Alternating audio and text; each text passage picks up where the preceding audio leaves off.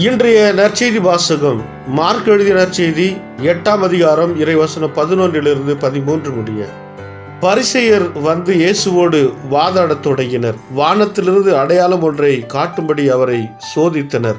அவர் பெருமூச்சு விட்டு, இந்த தலைமுறையினர் அடையாளம் கேட்பதேன்?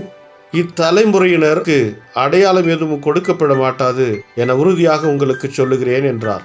அவர்களை விட்டு அகன்று மீண்டும் படகேறி அவர் மறுகரைக்கு சென்றார். கிறிஸ்து வழங்கும் நற்செய்தி. கிறிஸ்துவே உமக்கு புகழ்.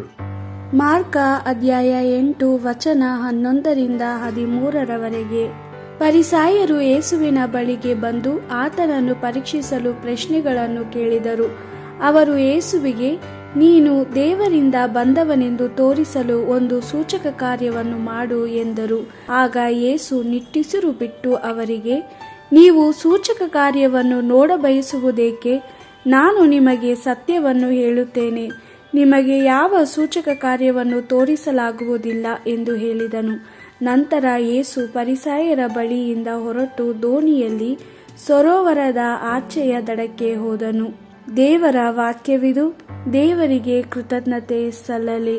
Gospel according to Mark chapter 8 verse 11-13. The Pharisees came and began to argue with Jesus, hoping to trap him. They asked for some heavenly sign. Then his spirit was moved. He gave a deep sigh and said, "Why do the people of this present time ask for a sign?